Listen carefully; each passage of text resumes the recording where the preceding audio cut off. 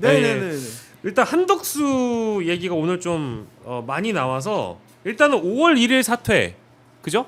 이거는 일단은 뭐 단독 보도로 나온 거는 5월 1일 사퇴 얘기가 나오고 있고 2일 출마 선언이 유력하다. 이제 보도로는 일단 그렇게 나오고 있는데 아직까지 뭐 이제 확정된 건 아무것도 없다라고 일단 봐야 될 것 같아요. 단독 보도야 뭐 사실 무수히 나왔죠. 지난주에도 나오고 뭐 오늘도 나오고 계속 나오고 있는데 중요한 거는 뭐 일단 5월 1일 사퇴해서 2일 출마 선언이 유력하다. 그리고 저기 그 총리 비서실장이 미리 사표 던지고 권한대행 대신에 먼저 나온 걸 보니까 이거 뭐 대선 준비하는 그런 밑자락 아니냐 이렇게 이해되고 있는데, 근데 한덕수 출마가 두 분께 공통 질문인데요. 이번 대선에 큰 변수가 될까요? 아니요? 된다고 말하는 사람 있을까요? 안 되죠. 저는 뭐 변수 정도도 아니라 예. 그러니까 뭐라고 표현해야 될까요? 그러니까 시범 경기에서 롯데가 잘하는 거랑 비슷한 거다. 뭐 네. 이런 수준이에요. 그러니까 예를 들면 본 게임에 못 간다. 자, 그러면 본 게임이 안 되는 거 저도 완벽하게 동의하거든요. 그러면 그들이 원하는, 그러니까 보수 성향의 언론뿐만 아니라 보수 지대에 있는 사람들이 원하는 반명 빅텐트, 이거는 만들 수는 있을까요? 어떻게 생각하세요? 이준석이 참여를 안 하는데 어떻게 만듭니까? 그러면 이준석의 참여가 없는 한 반명 빅텐트는 형성이 안 된다. 본인들은 반명 빅텐트라고 부르겠죠. 그 한덕수 권한대행도 경기고 동문회 모임 같은 모임을 하고 자기 추대 모임이라고 하는 것처럼, 그러니까 뭐 규정을 하는 건 나름이지만 이제 그 그림으로 가고 있는 거잖아요. 오늘 권영세 비대위원장이 정대철 헌정회장한테 했다는 통화도 그런 얘기인 거잖아요. 그러니까 예를 들면 저쪽에서 내란을 끝내자라는 구도로 선거를 치르는데 우리는 반명 빅텐트로 구도로 선거를 끌고 가겠다라는 건데, 문제는 이 반명 빅텐트에서 빅입니다. 빅은 뭐냐면 큰 거잖아요. 네, 이재명에 반대하는 이유가 나는 이건데 저쪽은 이거야. 근데 우리는 어쨌든 결과적으로 이재명을 싫어해. 이재명에 반대해. 그러니까 우리가 다 같이 생각이 다르지만 모여서 빅텐트를 쳐봅시다. 이렇게 해야 화학적 효과도 나고, 예를 들면 이 시너지도 나는 거잖아요. 근데 한덕수가 나오던 김문수가 나오던 누가 나오던 이게 왜 빅텐트입니까? 내란 텐트지. 그냥 이낙연 그 세밀의 민주당 상임 고문도 대선 출마 선언을 하고 한덕수와 단일화 시사했는데 그 이낙연 후보님 무시하시는 거예요? 무시하는 건 아닌데 그 선택을 하게 된다면 이낙연 후보는 어쨌든 민주당 정부에서 국무총리까지 지냈던 분인데 내란의 책임이 있는 세력이 가서 말년을 보내는 그런 선택을 하지 않으시기를 저는 바랍니다. 그걸로 가면요. 조만간 부정선거 얘기하고 다닐 겁니다. 그렇게 될 누가요? 수가. 아니 만약에 글로 간다면. 아니 그건 그냥 그 수순이에요. 왜 제가 수순이라고 얘기하냐면 일종의 이게 우리나라만 그런 게 아니라 그러니까 소외됐고 버림받았다라고 하는 사람들이 찾는 정치적 카드가 다른 나라에서도 공통적으로 내가 이 자리에 서 있는 건 부정선거 때문이야라고 얘기를 하기 시작을 합니다. 그건 트럼프도 마찬가지였어요. 생각해 보시면 그런 거기 때문에 그 얘기를 할 수밖에 없다라고 제가 말씀드린 거 그냥 농담을 한 얘기가 아니고 하지만 빅텐트는 난 될 수가 없고 텐트 자체도 안 될 것 같고 저는 막 그냥 언론에 야 정대철에게도 접촉을 했어, 정세균에도 접촉을 했어, 뭐 이낙연도 뭐 할 수도 있어, 이런 식으로 나오는 보도가 할 수 있는 유일한 거라고 생각을 해요. 실제로 소스를 흘려대면서 마치 이게 뭔가 움직임이라도 있는 것처럼 완전 블러핑이죠. 그냥 아닌 땡 굴뚝이에요.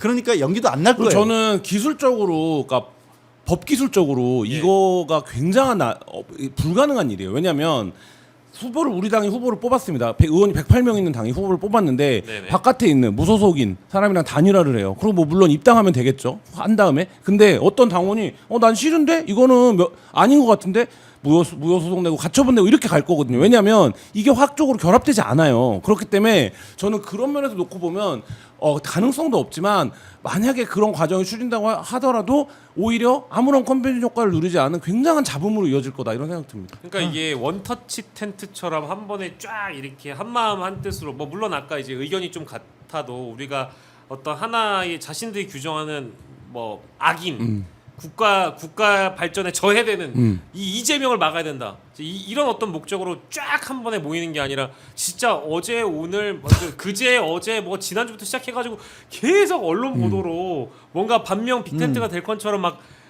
간절하잖아요. 안간힘을 씌는 정말 거죠. 애절하잖아요. 그러니까 이런다고 해서 될 게 아닌 것 같고, 안 돼요. 설령 된다고 하더라도 이 사람들의 목적이 저는 뭐냐고 보냐면 대선에서 압도적인 승리를 못하게 최대한 양쪽을 결집시켜가지고 간극을 한번 줄여보겠다. 이 목적 말고는 없는 것 같아요. 이 대선을 이기겠다 이런 목적은 아닌 것 같아요.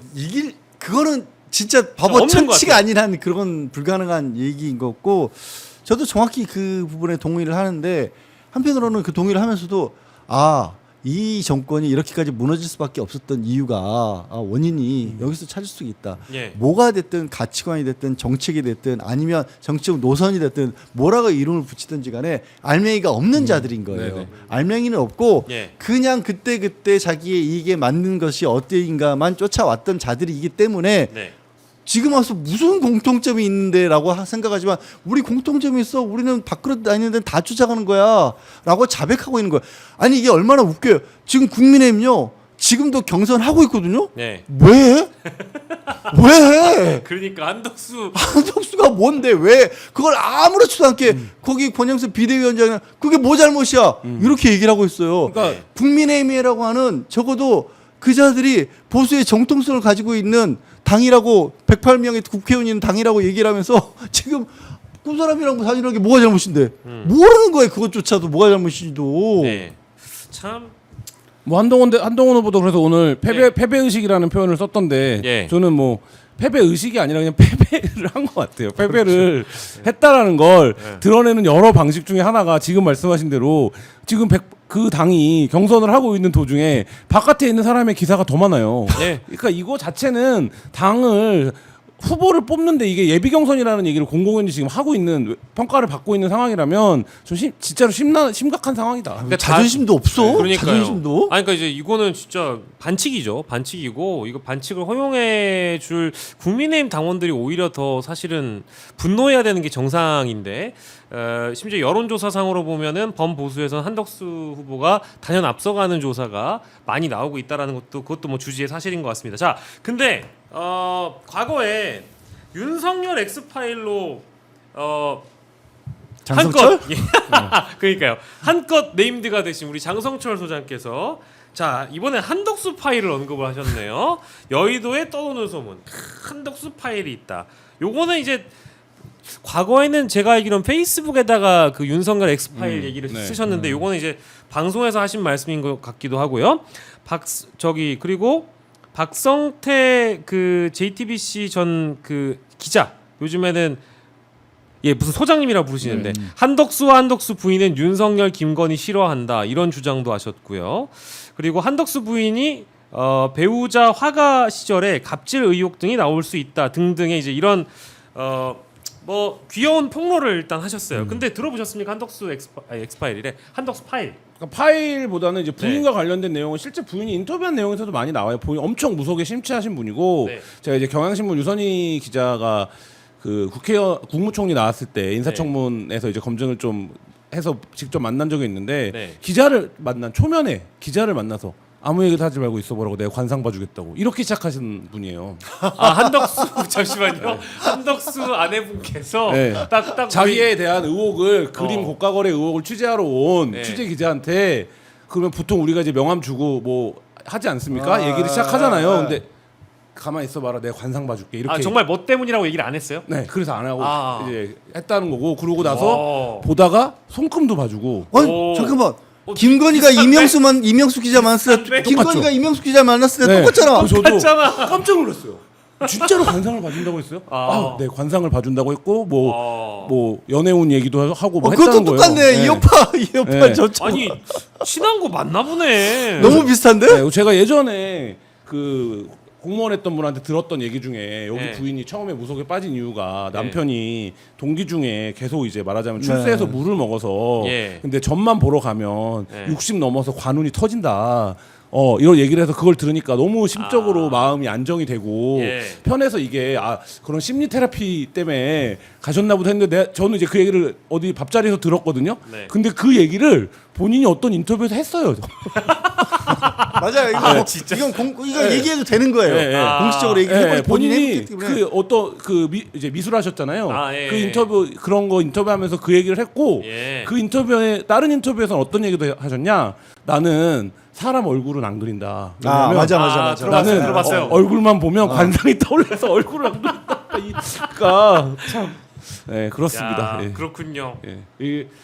우리만 모르나 봐요. 다 무속의 세계에서 살고 있는데. 진짜 그런가? 어. 나도 뭐 좀 공부 좀 하러 가야 되나 그러면? 아니 근데 이제 그건 이제 한덕수 파일 안에 담겨 있는 내용이라고 이야기하기에는 굉장히 좀 이미 좀 알려져 있는 내용. 아니 네. 이것도 이미 알려진 거긴 하지만 네네. 이제 집 임대해 준 거. 네, 뭐 그런 거. 외국계 대형 회사에 네. 굉장히 고가의 월세를 이렇게 줬던 게 네. 전형적으로 과거에는 이게 혹시 그러니까 부정하게 뭐 네. 부정한 부패를 하는데 수단으로 이용된 게 아니냐고 이미 검증 과정에서 한번 논란이 됐었잖아요. 그러니까 김현장 시절 김현장으로 갔었을 때 어떤 뭐 고가 연봉 논란도 있었고, 그러니까 이분이 워낙 오래된 분이기 때문에 사실 그런 부분들에서 관련해서 접촉했던 사람도 많고 네. 민주당에서도 굉장한 자신감을 보이고 있는 거 아닙니까? 박지원 의원 같은 분은 나오기만 하면 일단 나와봐라. 네, 뭐 근데 그렇게 놓고 저는 그래서 불가능할 거라고 봅니다. 불가능하다는 게 출마는 하되 하더라도 네. 그게 반기문만큼도 못 갈 거라고 봅니다. 반기문이 20일 갔습니다. 그러면 그 제가 보기에는 5월 3일에 국민의힘 주자가 뽑히잖아요. 근데 아마 그 전에 이미 한덕수는 출마 선언을 했을 가능성이 높을 것이고 후보 등록이 11일 어간이잖아요. 그럼 한 딱 열흘 정도만 고기간이라고 봅니다. 열흘만 열심히 이 단일화 불쏘시개가 네. 됐다가 장렬히 전사하는 그림으로 그리고 이제 말하자면 내가 그 대선을 위해서 그렇게 기여하고 당에도 기여를 했는데 그렇죠. 나를 이제 앞으로 보호해 줘야 되지 않겠냐. 예. 뭐 이런 이제 흐름으로 갈 가능성이 높죠. 근데 그 카드를 받아주는 일종의 이제 딜을 한덕수 후보가 내 지지율을 당신에게 바치오니 나의 미래를 보장해 주시오. 뭐 이렇게 만약에 대통령 후보, 단일 후보로 되는 국민의힘 후보에게 그게 김문수가 될 가능성이 못 높겠습니다만 만약에 된다고 하더라도 그거를 받아주고 실제 보장을 해줄 필요가 있나 싶기도 한데요. 그러니까 뭐 그거는 각각의 계산이 다 다른 거겠죠. 근데 이제 그거를 보장해 줄 수 있는 건 대선 후보가 아니라 네. 무난하게 져서 네. 대선 이후에는 선거 결과에 책임을 지고 사퇴할 후보를 선출을 하고 네. 그냥 우리가 계속 당권 갖고 공천권도 우리가 행사하고 이렇게 하려고 하는 당내 어떤 코어 그룹들에게 그걸 그래서 내가 처벌받는 건 예. 곧 말하자면 너희랑 연대하려고 했던 대선 후보급 주자가 처벌을 받는 것이 되는 거다. 이게 이제 효과일 것 같고, 그래서 뭐 장성철 소장 같은 사람은 기획자가 따로 있다라고 얘기하고 있는 거 아닙니까? 네. 뭐 그리고 이제 한덕수 총리는 보수 언론이 자꾸 이제 거기에 소스를 주니까 뭐 이렇게 지독한 난각병을 앓기 시작한 거 아닙니까? 예, 그래요. 저는 그렇게 생각합니다. 일단 들어와 다 나와라. 네. 일단 다 나와서 국민들의 평가를 받아라 이렇게 말씀드리고 싶고요.